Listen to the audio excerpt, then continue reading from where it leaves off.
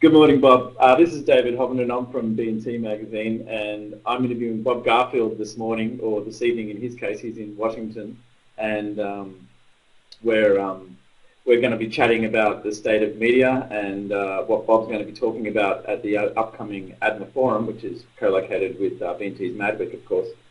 Bob, I'm just going to do a quick introduction for the sake of our audience, so we know who you are. And you're obviously a very respected advertising and marketing writer and commentator in the US. You've worked in the industry for 25 years or more, and you wrote a column for Advertising Age for most of that time. You're a familiar face on TV news, a popular presenter on radio. You've got a show called On the Media, and you write for the MediaPost and the Guardian nowadays. You've also written several books. Long career. Can you start with a few highlights? What have you noticed over the past 25 years, and what are you seeing now?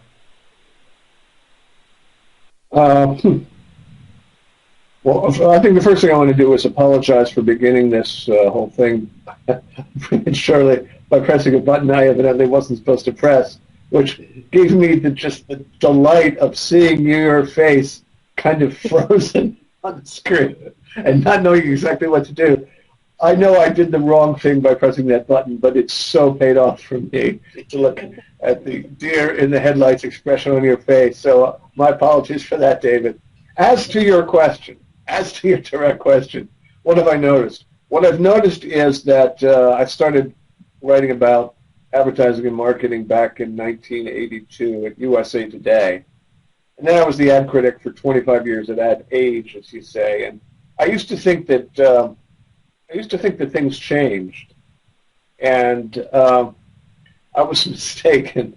That was like 28 years of just plain status quo, very, very, very marginal change year in and year out. Some of the financial infrastructure of the industry changed quite a bit with consolidation and mergers and these giant rolling up of companies and the creation of international networks and so forth. So you got the illusion that advertising was changing. But really, in many ways, it was just from a content viewpoint, just an extension of the creative advertising of the 60s. From a media standpoint, nothing was different. And then, of course, from the agency infrastructure standpoint, it was, suddenly we had these mega holding companies. But still in all, not a whole lot of difference from what you see on Mad Men and what you saw when I stopped doing, towards the end of my tenure at Ad Age. And then I found out what change is really all about, and that's the digital revolution, which has turned media upside down, mostly for the worse, somewhat for the better. It is just a perfectly quintessentially dystopian/utopian double-edged sword. And advertising is, I'll tell you, advertising is in genuine chaos. One of my books was called The Chaos Scenario, and it perfectly describes the state of the advertising business, because chaotic it certainly is. And who knows what comes out on the other end. But I don't think it's good for the. I don't think it's going to be very good news. However it turns out, for those who depend on reaching people with prepared messages through mass media and trying to convert them into customers. I think that's that way of doing business is circling the drain in a different direction in my hemisphere than in yours. Just saying it all. Yeah. So the brand positioning, if you like, the linear broadcast of this is what our company means, that time is past, do you think, now? I think we're seeing the last vestiges of that. And, because the whole system is built around that unbelievably rewarding model of using mass media to reach mass audiences with messages of positioning and trying to persuade or flatter or amuse people into your thrall, it's not going to disappear entirely. There's a whole lot of self-interest in preserving the status quo for as long as we can. and equally there's a whole lot of denial that it's really as bad as it seems, and probably just as equally, it's a pretty good stand-in for knowing what to do in a digital world when the answers aren't immediately apparent. I mean, maybe they're apparent to me, but not to the people who have the billion-dollar budgets and on, whose careers depend on making the right calls. So all of those are by way of reinforcing the status quo, however bankrupt the model may be. And it is bankrupt for a whole lot of reasons we can discuss if you wish. Yeah, sure. If you want to give me a couple of highlights of why you think it's bankrupt? Sure, let's start with this one. Nobody's looking at the ads. That's a pretty good one, right? People are spending billions of dollars, and they're having their ads fast-forwarded past and spam-filtered away into oblivion and not clicked on ever for any reason except for mouse error and click fraud. And so nobody's seeing the ads. They're not paying any attention whatsoever, the public isn't, to what companies say about themselves. On the contrary, they're getting almost all their information about brands and every other institution from their friends, their neighbors, their colleagues, and their family, and everyone else with whom they're engaged on social media. So there's a lot of money being spent by companies after really carefully planning positions and arguments and crafting magnificent advertising at great expense, and it is just a tree falling in the forest with nobody there to hear it. And instead, people are making their judgments about brands and products and companies based on what they're learning about those brands, products, and companies from third parties. And by the way, what are they learning about those brands, products, and companies? Everything. That's another aspect of the digital revolution that's kind of doomed the old way of doing business. It used to be brands and companies and all institutions were behind a fortress, an impregnable, opaque fortress. And now nothing happens within a company or any other institution, whether we're talking about a shampoo maker or a sporting team or the World Cup judging mechanism or the Catholic Church. Nothing happens that isn't immediately transparent to the whole world very, very quickly and in perpetuity.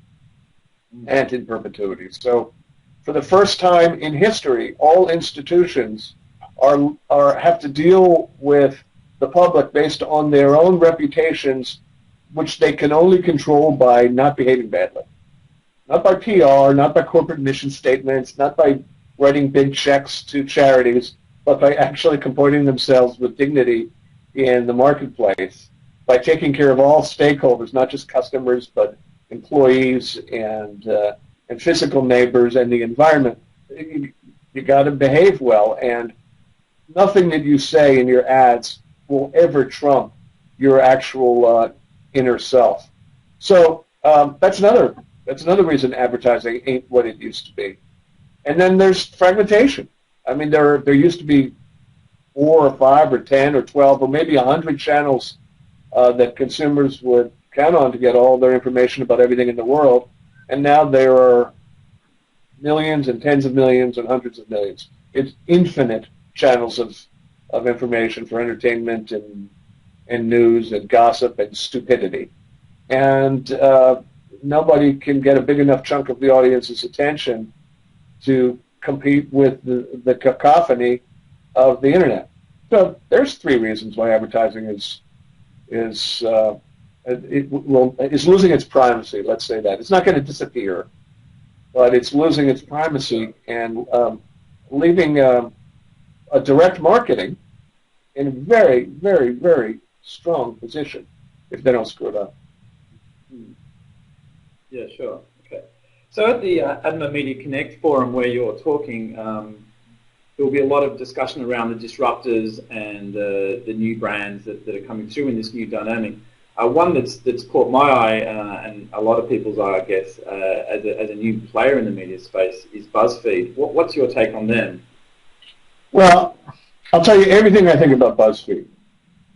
It is deplorable because it has built a gigantic audience by just playing to the lowest common denominator and our most prurient interests and our, touching our hot buttons and our soft spots, and with just very, very little content of real substance.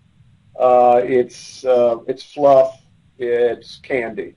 It is a whole website filled with click candy. On the other hand, and it uses kind of a native advertising model, because which I can go on for hours about. But let's just say it's as inoffensive as it can be when it's on BuzzFeed, because the stakes of their content are so low, right? It's so low. There's not a whole lot of editorial integrity to protect. They don't have the trust of their audience. They're only going to be trusted to do is entertain their audience, okay? But BuzzFeed has aspirations of becoming a much more serious player in information gathering and distribution and dissemination. They're actually now becoming, in addition to everything else, a bona fide news organization, which really it changes the dynamic quite a bit. And the main thing I think about BuzzFeed is it is moving faster to be like the New York Times than the New York Times is moving to be like BuzzFeed. And that's bad news to the New York Times. You cannot pretend that this is the good old days anymore. The 300 years of the mass media world was sublime for everybody, for marketers who could reach mass audiences, for mass media who got very, very rich selling advertising to advertisers, and to the public, which got all this wonderful content, including robust news gathering, commentary, and information for free or heavily subsidized. It was perfection. It was total symbiosis. And we thought it was a birthright, right? We thought, well, that's just the way it is. It's like it's like some sort of Newtonian law of the universe. Only turns out that it wasn't our birthright. It wasn't immutable. The digital revolution has just blown that all up. And we cannot, think, the good old days when the New York Times was pure and this ethics of journalism were more important than anything else, and let the chips fall where they may, because the chips fell into the pot of the owners of the New York Times. We now have to face the fact that newspapers, without whoring themselves to advertising and without overly pandering to the tastes of every man, must start thinking about how the audience consumes information and how their news is passed along. So I think the New York Times and others have to take a very good look at BuzzFeed, which has made a science of understanding of what people do with a given story once they're looking at it for the first time. Okay, excellent. Thanks, Bob.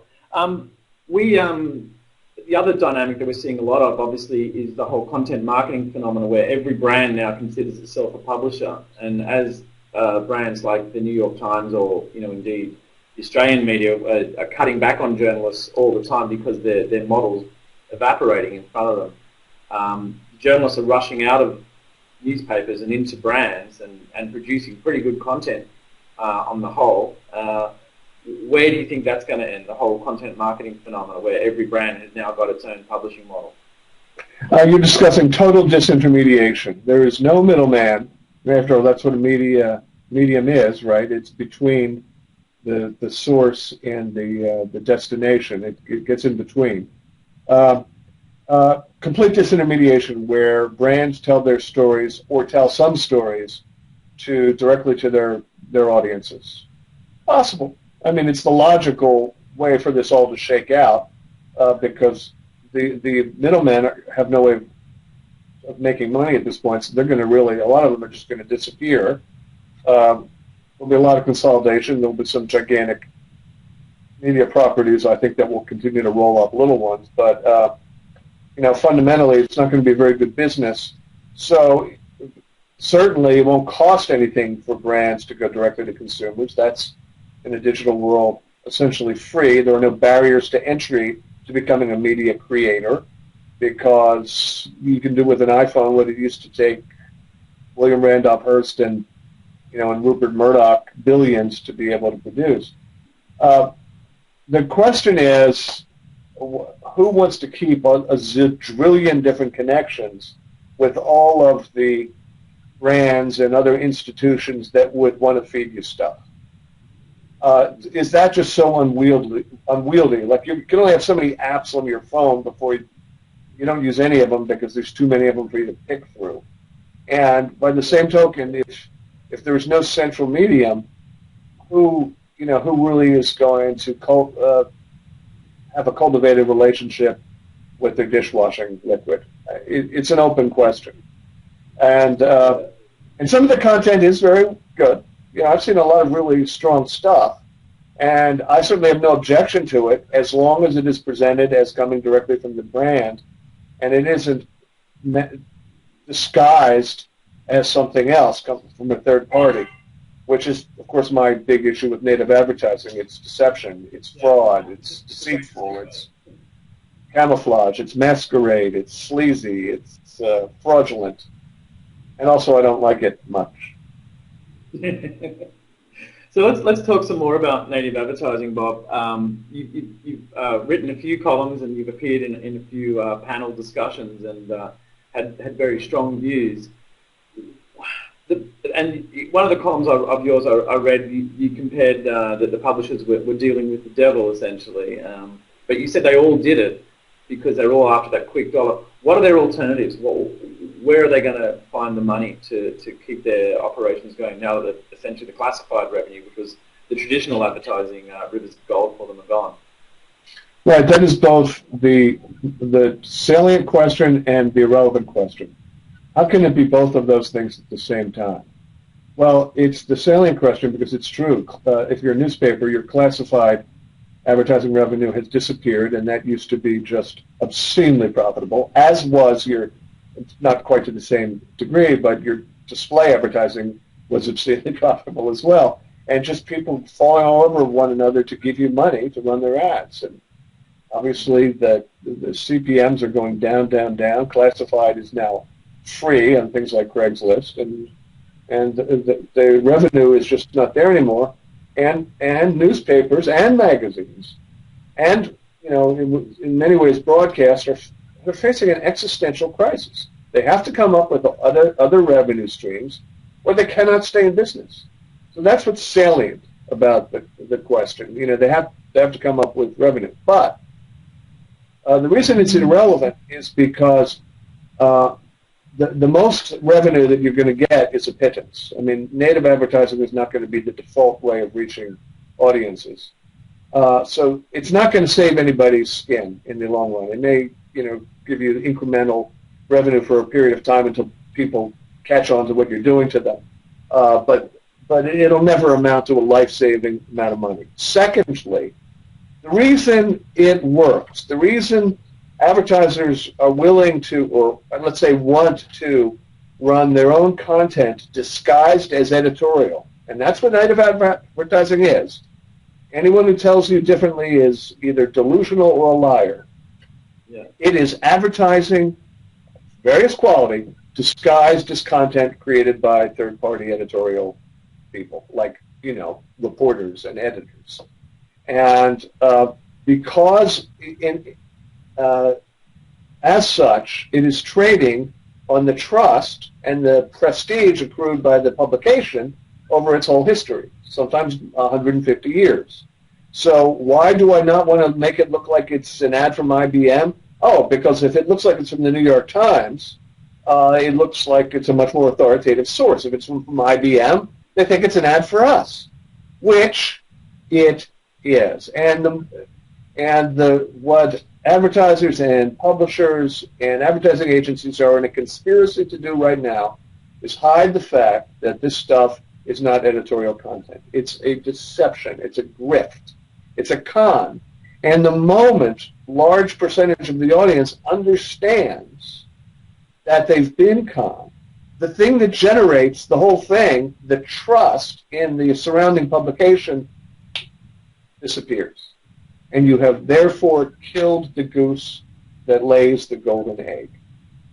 The other analogy I like to use, David, is a neighbor of yours. It's Nauru, somewhere in Micronesia. I don't know. It's probably 1,200 miles from Australia, but it's a lot closer to you than it is to me. And it was an island that had the highest per capita income in the world for most of the period after World War II, by far. And no Nauruans worked.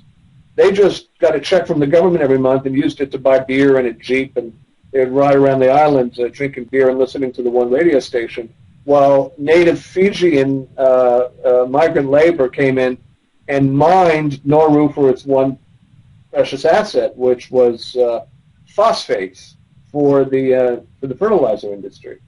And the phosphates were made of seagull guano. Yeah. Yes? Yes, Nauru had a shit economy that was that enriched the entire nation. But what happened was, over a period of 50 years of mining this, they ran out of shit.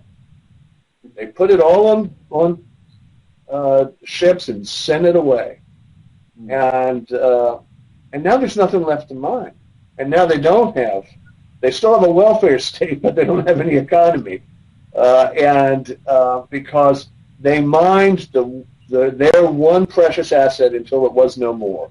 And what's happening with newspapers and magazines that jump on this native advertising opportunity is that they inevitably will become Nauru.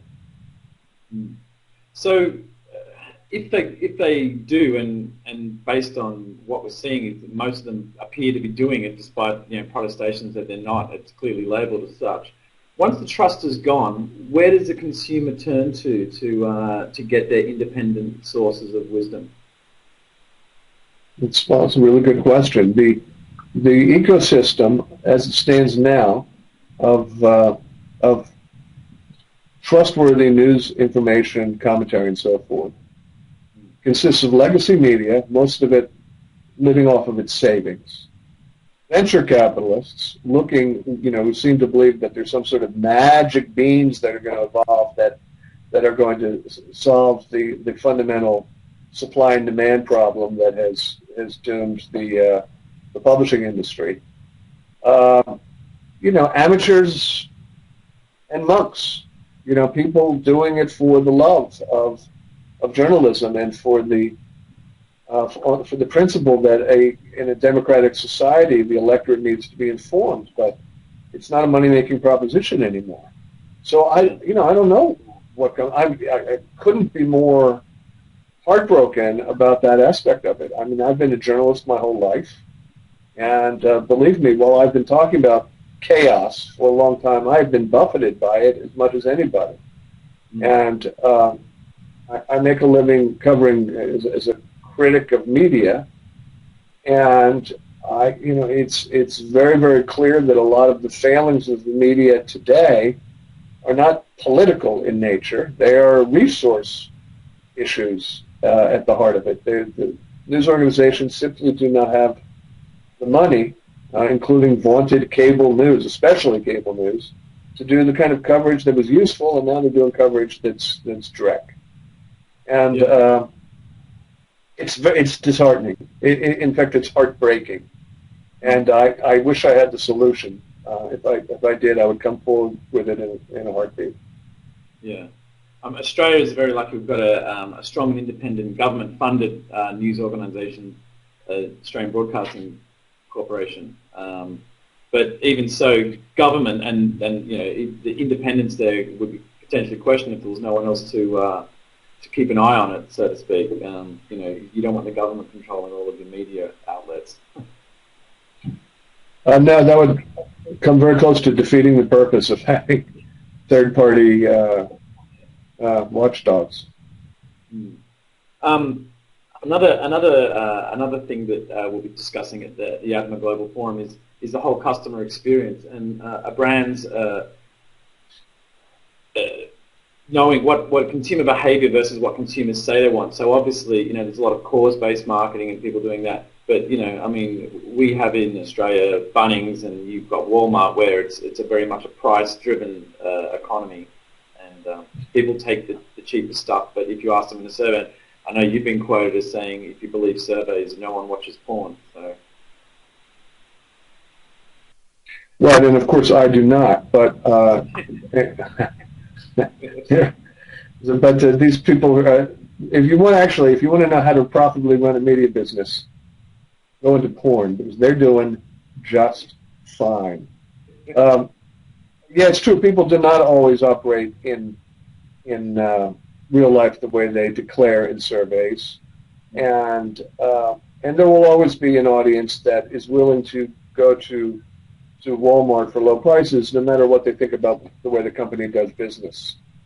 And if you look at the way Walmart does business, they've got a very good environmental record, and they're a very shabby employee record. They've got a very, very terrible supply chain record, and if you measure them against the sort of socially conscious criteria, they don't do very well. And but they do have the lowest prices and quite a bit of convenience and so forth. So that's not going away.